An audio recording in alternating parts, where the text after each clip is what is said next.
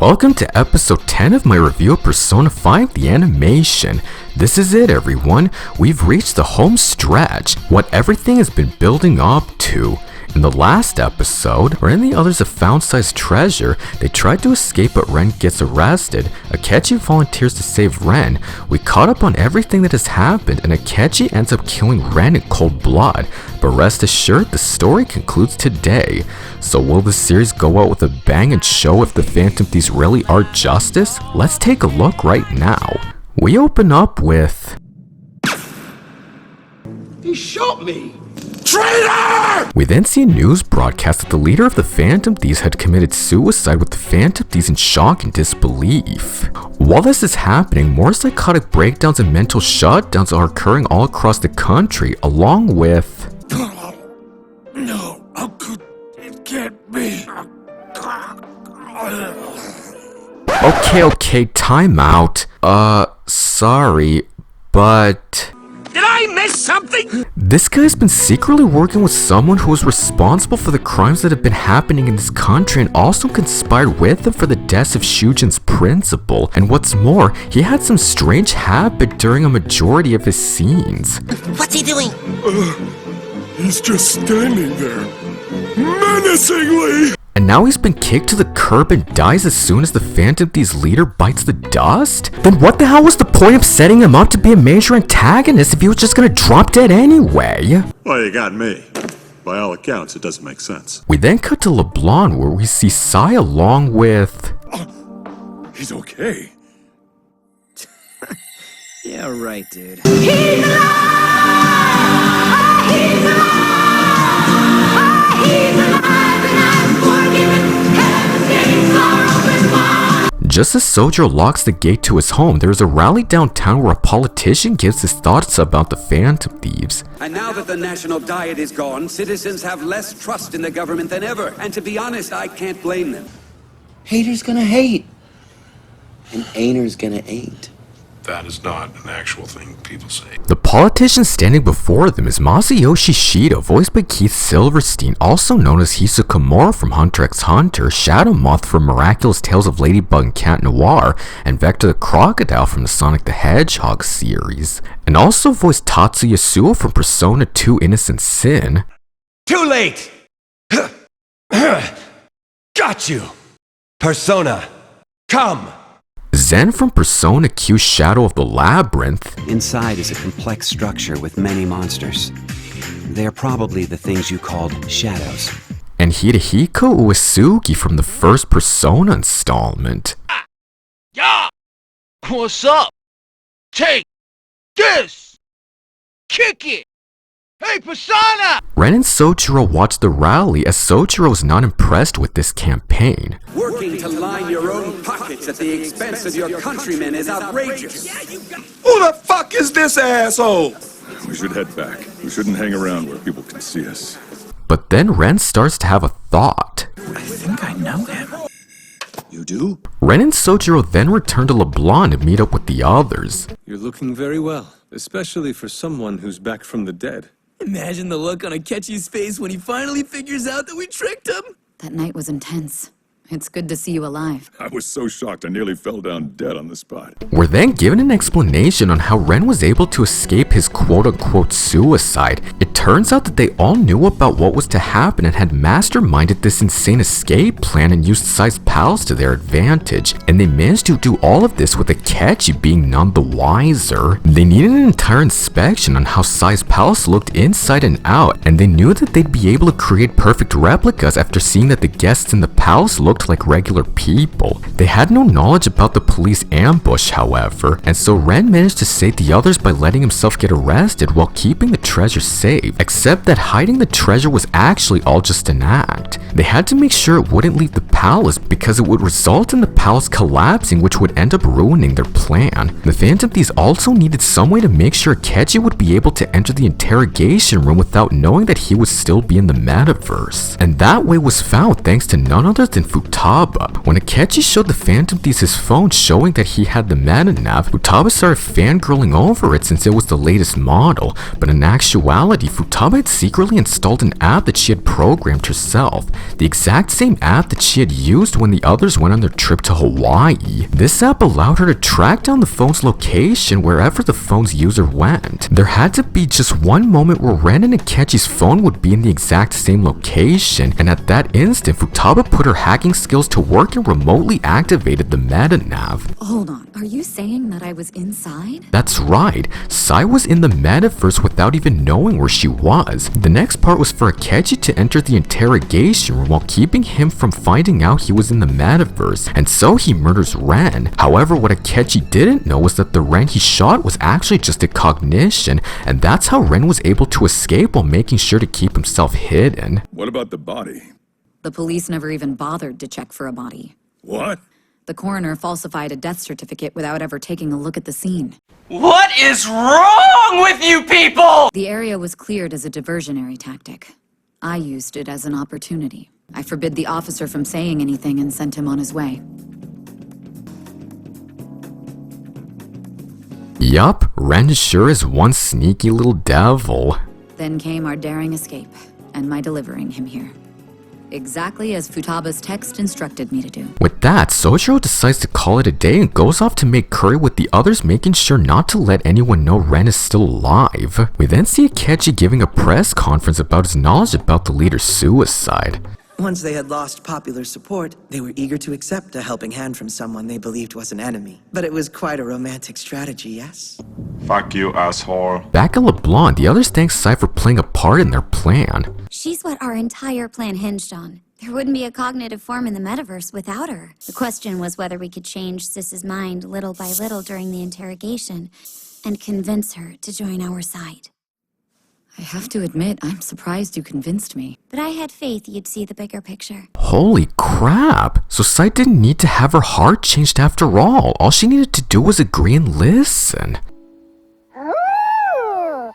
You'd know that the leader of the Phantom Thieves was telling the truth. And you know there's a greater evil at work. Real justice matters to you. So as it turns out, Akechi was the traitor, and not only that, he hadn't planned all of this by himself. He actually conspired with someone who had enough influence on the police to stage Ren's suicide. And thanks to Futaba's act secretly recording a phone call just before Akechi entered the interrogation room, we now know who he's been in cahoots with. The police will likely want to question him immediately in the underground interrogation room. That way the prosecutor's office will stay silent to save face when the news breaks. Very clever, Akechi. And the one who brought evil to its knees was you, Shido-san. So that means... Yes. The politician set to be voted in as prime minister in next month's election. And the leader of the United Future Party, Masayoshi Shido. Hang on a second. You guys are really trying to take on a bigwig like that? And there's a reason how he knows him. In the original game during Sojiro's Confidant arc, he reveals that he used to work for the Japanese government, and that's how he met Futaba's mother, whom he even tried to ask out a few times. And after her death, he was too afraid to find the truth about her death and thus decided to run away from the government and open his cafe. Just then, Ren has an unbelievable realization. You can't even begin to imagine the hornet's nest you just poked, kid. It's about my past. Shido and I have met before. Oh my god. That's right, it turns out that Shido was the man that got Ren arrested in the first place, and what's more, Ren just so happens to be in the exact same city where Shido is holding his campaign. Coincidence? I think not! We then cut to Shido being shown a death certificate that Akechi had given him. Hard to believe that it's already been 2 years since you approached me claiming to have a special power. I would have thought you completely insane if I hadn't already dabbled in researching cognition prior to our meeting. And that confirms that Shido was the one who stole Wakaba's research on cognitive science. Your opponents were faced with a string of sudden deaths, or rocked by other scandals. So Akechi had fabricated all of these cases and had been solving them in order to avoid any suspicion that the two of them were working together. And when Akechi first heard about the Phantom Thieves, he knew that they would cause a problem for Shido's plan to become Japan's new prime minister. Now all that's left is deal with the survivors. Our best course of action for the moment would be to leave them alone. Aren't you concerned about what they might do? Frankly, they don't have the ability or the spine to respond. When I do become Prime Minister, I'll be able to fulfill just about any wish you can imagine. How can I repay you? I've become a household name in this country thanks to this case. I think I'll lay low for a while. Maybe focus on my studies. You sons of a bitches! The Phantom Thieves then meet at the National Diet Building where they realize that Shido may be their biggest and most difficult target since he has thousands if not millions of supporters who are hoping to put a stop to all the cases that have been happening. Unbelievable. He's more a monster than a man. He's a proxy. Everyone that votes for him allows him to carry out his terrible agenda. He's been working against us, and no one is more deserving of being targeted. They're about to enter Shido's palace. However, in the original game, the Phantom Thieves have trouble figuring out what Shido sees as his palace. And that's when you remember that Shido had said something to the woman he assaulted, which gives you a clue on what his palace is. With that word steer, it's revealed that the final keyword is ship. Beginning navigation. Doesn't look different. Did we get the keyword right? Guys?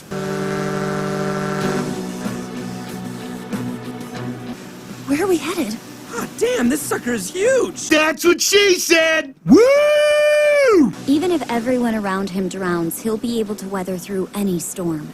This is how he sees the world. After every crime he has ever planned, the Phantom Thieves have to change this politician's heart or else all of Japan will be doomed. Well, I think it's about time we sink Shido and save everybody else. The distortion doesn't stop with the palace.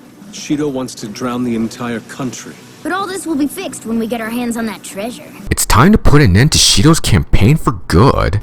Let's do this. We then get a montage of the Phantom Thieves traveling deeper into Shido's palace while all of Ren's confidants help him and give them hope that they'll put an end to Shido's plan. Mishima is still showing his support for them and puts another survey if everyone believes that they're innocent. Are you there? You haven't been texting me back. I mean, I saw the news, but I want to believe you're there. And that the Phantom Thieves aren't dead. I bet you're still fighting. I know you would never give up. And I know we won't either. Mishima's such a dummy. Why'd he put that out if he was just gonna get hate? Yeah, but still, we gotta show him our support. It's a gift. You're damn right it's a gift.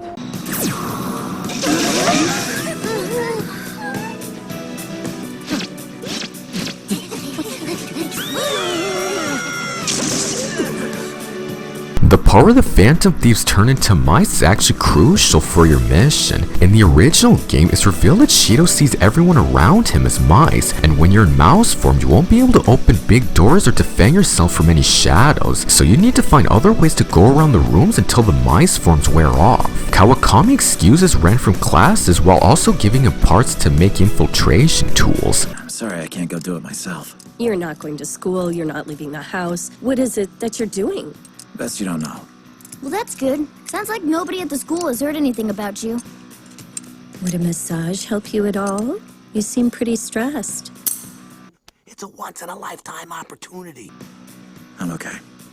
Come on, let me loosen you up. I'm worried about my student. And here we have completed Kawakami's confidant arc. For Kawakami's arc, she reveals that the reason why she's a part-time maid is because she was the teacher of a student who was watched over by guardians, and when the student died, the guardians demanded Kawakami to pay them in compensation. Fortunately, you're able to change their hearts, and because of that, her mind had been cleared and decides to let you use her services for free. And for Kawakami's perks, you'll be able to slack off in class, offers to do some work at LeBlanc while you do another activity, and gives you a massage after returning from the Metaverse to do some nighttime free roaming. They then meet up with another big wig where he sheds some light on Haru's father. Shido-san asked me to defend him to the fullest. That's when we knew we had to cut off Akumura. Your father's press conference made our ratings skyrocket. How dare you? Do you even understand what my family went through? This is as far as any of you are getting. You have the right to shut your mouth! In the original game, each bigwig you defeat shares some truths about every single one of your previous targets and how each of them had a connection to Shido, along with how Shido was able to make the bigwigs do his bidding and follow his orders. Hifumi takes a look at the survey and gives her support. EY watches a news report about Shido's rising votes. Polls show overwhelming approval ratings for Representative Shido's United Future Party. Who cares? We see Akechi having another interview where in this one we hear his inner thoughts. All those faces. And not one of them knows that I grew up completely unwanted. I wanted someone to need me. I studied endlessly. Played the honors student. Now, I only have to report to him. So before Akechi became the most famous detective in the country, he was just a regular nobody who had to claw his way out of his own hell just so he could be wanted and appreciated. Oh no! Anyway, last week... Now then, do you remember that conversation they had at the TV station? Hey, I know exactly the place! Did you see that huge pancake place we passed on the way here? Sorry, did you mention delicious pancakes? I missed lunch today. I'm actually a little hungry myself. You see, I told you that part would be important, and that's how they figured out Akechi was the traitor. Morgana was the only one who mentioned pancakes. Anyone who enters the Metaverse can hear Morgana talking in the real world. So if Akechi was able to hear Morgana, then that means he had been in the Metaverse before he ever met Ren and the others. That one slip of the tongue was what blew his cover. Now they were able to avoid Akechi's attack, they have to be careful of what they do to make sure Akechi doesn't lay a finger on any of them. But to be honest, our luck is paper thin. One wrong step could mess up everything. He's already killed me once. Akechi's a sharp guy. I'm sure it's only a matter of time before he figures out what we did. We then see Akechi receiving a phone call from Shido informing him that he's about to make a change for his campaign. Should I wait until after the election? I don't want to feel any pressure before taking my office as Prime Minister. He's not the type to make major decisions like that at the last minute. Unless... Oh my god, he's figured it out. We then go back to the palace where the Phantom Thieves are making their way out of the cargo lodge when... Oh, well. Look what the cat threw up in the litter box. Akechi approaches the Phantom Thieves, thanking him for playing a trick on him, and they inquire why he's working alongside Shido. I did all of this to meet Masayoshi Shido, my father, and make him acknowledge me before finally taking my revenge. What? Shido is your father? Yes, just like I told you before. So as it turns out, the man who abandoned Akechi's mother after getting her pregnant was actually Shido, and Akechi also reveals that ever since his mother's passing, he saw himself as nothing but a curse, and because of that, he had a serious vendetta against his father. In the original game, he also confessed that he did everything he could to be loved and acknowledged, so he would be respected as a person instead of a celebrity. All he wanted was to be special. Akechi needed to find some way to make Shido pay for abandoning him and his mother, and that's when he found the Metaverse. Someone from above or below, be it God or demon, gave me my chance, and I couldn't stop the laughter that came with it. That will be explained later. Hey, now don't start that again! Okay, I know it's getting old, but this is the last time I'm going to say it, I promise. Once he acknowledges me at the apex of his power, I'll smile, lean forward, and whisper in his ear exactly who I am. I'll make him get on his failing knees and beg his abandoned child for forgiveness. I will prevail over him. Except you have to explain it to me. If you have to explain a joke, there is no joke. However, the Phantom Thieves will not accept any of that. Let's hurry up and finish this. Oh, with pleasure. I hope you're ready to experience my true power.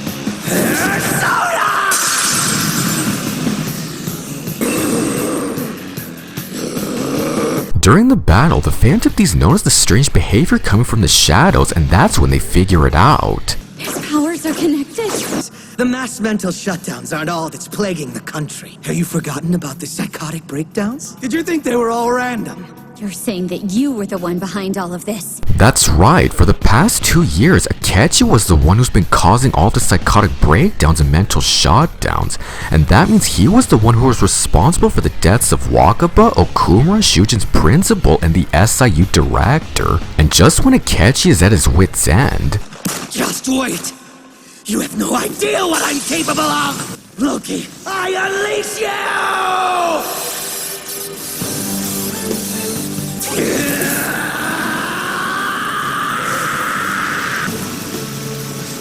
It's the Black Mask.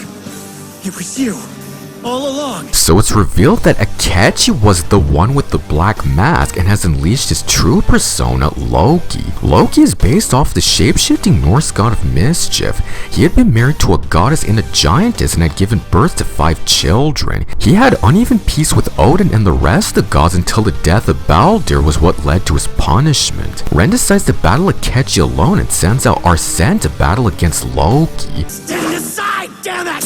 I am the ace detective! I'm the hero! And during the battle, Akechi confesses his jealousy towards Ren. You live in an attic! You're a loser with a criminal record! Why does trash like you have what I don't? It isn't fair! When will it be my turn? I've proven that I'm better than you so many times! After his defeat, Akechi starts to believe that all of his work had been for naught and that he's not special after all. Everyone in Japan will remember you as heroes when you get Shido to confess. And I'm sure it won't take people long to find out that I lied to them. The work that I put into my reputation will vanish overnight. However... What the hell are you saying, man? Of course you're special! I was envious of your natural ability. My sister trusted you, and that frustrated me. I have no intention of forgiving you after what you did to my father. But I do understand. I want to take back everything that was taken from me, too. You were given the power to help yourself, but you couldn't move past the hatred in your heart. If you can summon multiple personas, that more or less puts you on the same level of ability as Joker. When it comes to what you do, you'll never be better than this guy right here. Come with us, and let's end this. You're all entirely beyond my comprehension. But just then...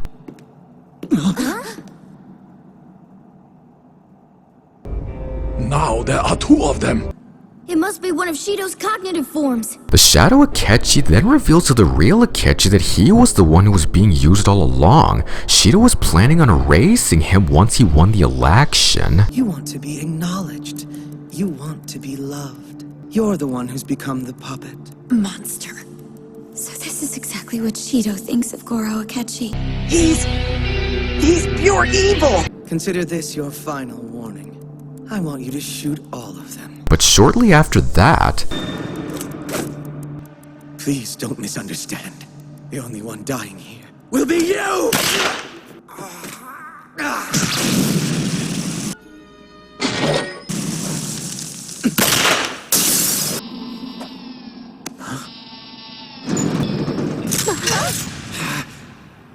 Akechi! I let you keep that piece. But I want to make a deal first. Change Shido's heart in my stead.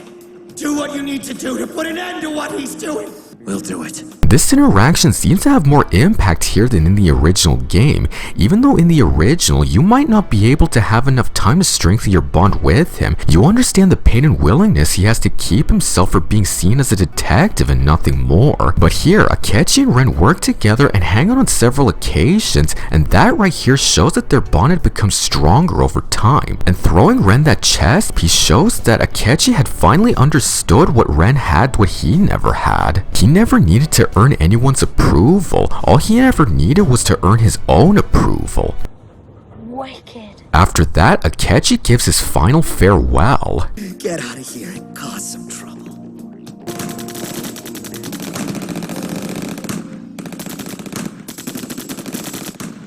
Wow. So instead of Ren dying so Akechi can get his revenge on Shido, it ended up being Akechi dying so Ren can get his revenge on Shido. The use of words expressing something other than their literal intention. Now that is irony. His signal had disappeared. He's gone? Freaking idiot. Alas, poor Akechi. We knew him, Phantom Thieves supporters, a fellow of infinite praise and charisma of most excellent fancy. He hath borne us on a rivalry against vigilantes on epic proportions and laughs 1,000 times. And now how abhorrent my imagination is. The gorge rises at it. Here hung those lips that ate spicy takoyaki I know not how oft. Where be your cheers now? Your many arrests? Your love of sweets? Your beliefs in true justice that were thought not to set the public on a roar? Not one now to mock your persistence.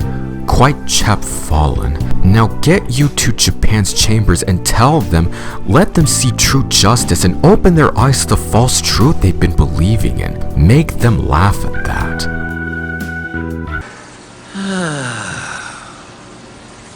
Well, that was fun. Who's for Chinese? Too soon! What now? Let's go. I refuse to believe this is over. Don't worry, Akechi, your sacrifice will not be in vain. And with that, Akechi's confidant arc has been completed. Akechi doesn't have any special perks in the original game. However, in Royal, the only special perk he has is to give you a chance to reveal one or all affinities of an enemy at the start of a battle. They enter the treasure room and secure the infiltration route. So this is where the treasure is? I'm pretty sure. I can feel it deep in my bones. It's time to leave a calling card, right? Not that this needs to be said, but this calling card will be the most significant one we've sent. It will be the calling card to end all calling cards. The moment they receive it in the mail, they'll know that Joker's death was a lie. We're ready for it. And they know just how they're going to send it. I have an idea. I think it'll be fun. I call this plan Futaba Cannon. This is gonna be good.